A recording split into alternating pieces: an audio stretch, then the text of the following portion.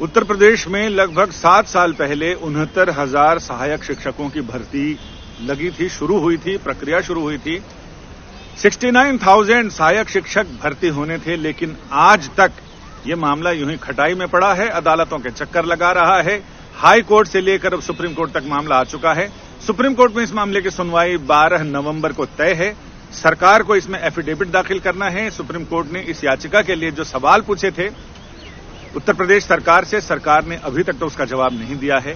24 घंटे का समय और है, देखते हैं सरकार जवाब दे पाती है या फिर मामला सुनवाई के लिए टलता है। इस मामले में हम बात कर रहे हैं याचिकाकर्ता जो ये मांग कर रहे हैं सुप्रीम कोर्ट से कि इस मामले में ओबीसीज के लिए आरक्षण का जो प्रावधान था उसको अब तक नेग्लेक्ट किया गया है, और इसीलिए सुप्रीम कोर्ट ने सरकार से ये पूछा था, उत्तर प्रदेश सरकार से, कि वो बताए कि इन छात्रों की याचिका में जो बिंदु उठाए गए हैं, जो आपत्तियां हैं, जो मांग है, जो याचना है, जो प्रार्थना है, उस पर सरकार का नजरिया क्या है।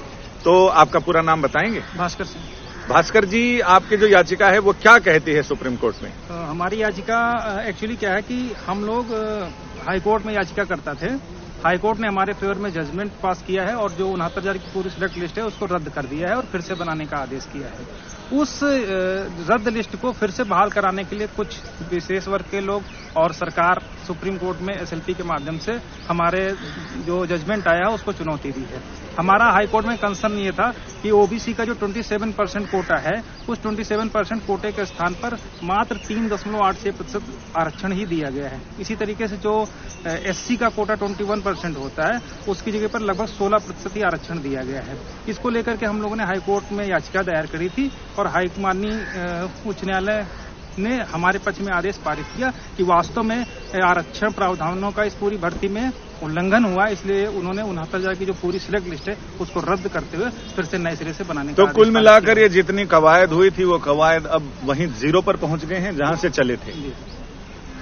इस मामले में तकनीकी पहलू क्या है, कानूनी पहलू क्या है, इसमें हम बात करेंगे। याचिकाकर्ताओं के वकील पुष्कर शर्मा हमारे साथ हैं। पुष्कर, ये 6 साल बाद पता चला कि जहां से चले थे वहीं पहुंच गए, तो अब सुप्रीम कोर्ट में सरकार जवाब दाखिल नहीं कर पाती है समय से, तो क्या होगा? क्या इसके पीछे कोई राजनीतिक कारण है, कुछ मजबूरियां हैं? देखिए, रिजर्वेशन को सही से इम्प्लीमेंट नहीं करने की वजह से ही वहां पर स्टेट गवर्नमेंट हारी थी बिफोर द हाई कोर्ट, और यहां पर भी उन्होंने चैलेंज किया है। मैं समझता हूं कि रिजर्वेशन का जो सोल पर्पस है वो है कि जो पिछड़े वर्ग के लोग हैं उनको, डिप्राइव्ड लोगों को इमेंसिपेट करना, उनको ऊपर उठाना, उनको मेन स्ट्रीम में लेके आना। इस भर्ती में उनको सबसे पीछे कर दिया गया।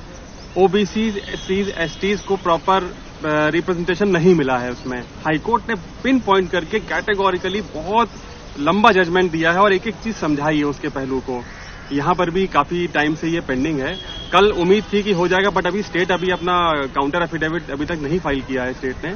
तो देखने वाली बात है कि स्टेट का क्या रुख रहेगा उसमें, क्योंकि कोर्ट तो मैटर को एडजुडिकेट करेगी मेरिट्स पे, बट स्टेट का स्टैंड सबसे इंपॉर्टेंट रहेगा कि स्टेट क्या चाहता है। क्या स्टेट ओबीसी के कोटा को एज इट इज जैसे इंप्लीमेंट होते आ रहा है वैसे इंप्लीमेंट करना चाहता है, या स्टेट कहेगा नहीं, जो उन्होंने ऑलरेडी किया वो सही है। फिर कोर्ट एडजुडिकेट करेगा कि क्या स्टेट वाला सही है या स्टेट वाला गलत है, जो उनका रिजर्वेशन का इम्प्लीमेंटेशन है। तो बहुत एक कॉम्प्लिकेटेड इशू है और इसके फार रीचिंग कॉन्सिक्वेंसेज है। मतलब आगे भी जो आज कोर्ट डिसाइड कर देगा इस मैटर में, वो ओबीसीज के लिए आगे एक प्रेसिडेंट सेट कर देगा। इनको आगे आने वाले सैकड़ों वर्षों तक इस चीज से गुजरना पड़ेगा, क्योंकि कॉन्स्टिट्यूशन हमारा रिजर्व्ड कैटेगरीज को राइट्स गारंटी करता है। क्या वो राइट्स इनको मिल रहे हैं, ये बिल्कुल साफ तौर पे आने वाले दिनों में सुप्रीम कोर्ट में डिसाइड हो जाएगा। तो इसमें सरकार ये भी तो कह सकती है कि पिछले दिनों त्योहार थे, फिर उपचुनाव हैं, उसमें व्यस्तता की वजह से जवाब दाखिल नहीं कर पाए, कुछ समय दिया जाए। देखिए, वो तो स्टेट का अपना आउटलुक है, स्टेट चाहे तो टाइम ले सकती है। और क्योंकि हाईकोर्ट में भी ये वर्षों तक तारीख पे तारीख पड़ती रही थी। जी। स्टेट बेसिकली स्टेट का सबसे इम्पोर्टेंट रोल है इसमें। स्टेट को अपने काउंटर में क्लैरिफाई करना पड़ेगा कि वैसे एक बड़ी पेक्यूलर पॉइंट है कि हाईकोर्ट में स्टेट ने एडमिट किया है कि उनसे गलती हुई है और 6800 की लिस्ट भी बनाई थी उन्होंने। हाँ। कि हमारे हिसाब से 6800 लोग छूट गए हैं। प्रॉब्लम ये है कि अगर गलती हुई थी तो सारी लिस्ट गलत है। ऐसा नहीं हो सकता कि लिस्ट में नीचे की लिस्ट गलत है, ऊपर की गलत है। भाई आप एक भी व्यक्ति को गलत ऑर्डर में डालते हो तो पूरा ऑर्डर चेंज हो जाएगा। बिल्कुल बिल्कुल बिल्कुल, पूरा ऑर्डर चेंज होगा मतलब पूरी लिस्ट गलत है। तो हाईकोर्ट ने बहुत सही तरीके से उस पूरी लिस्ट को कॉश किया। उन्होंने कहा कि जो भी एलिजिबल है उसको रखो, जो एलिजिबल नहीं उसको बाहर निकालो, क्योंकि जो एलिजिबल है उसका राइट है। केवल ये प्ली लेना कि काफी टाइम से काम कर रहे हैं वो अच्छी चीज नहीं है, क्योंकि जो एलिजिबल है उसको बाहर कर दोगे तो फिर फायदा क्या है उस चीज का। फिर तो ये कि अपनी घर जानी मनमानी किसी को भी अपॉइंट कर लो, किसी को भी नौकरी दे दो। यानी ये याचिकाकर्ता उत्सुकता से सुप्रीम कोर्ट की ओर देख रहे हैं कि सुप्रीम कोर्ट में क्या सरकार जवाब दाखिल करती है, और करती है तो क्या है, और उस जवाब पर सुप्रीम कोर्ट का रुख क्या होता है। फिलहाल 69,000 शिक्षकों की भर्ती जहां से चली थी वहां पहुंची हुई है, यानी जैसे थे। अब देखना यह होगा कि क्या ये भर्ती अपने मुकाम तक पहुंच पाती है या रास्ते में ही भटक कर रह जाती है। संजय शर्मा, दिल्ली आज तक।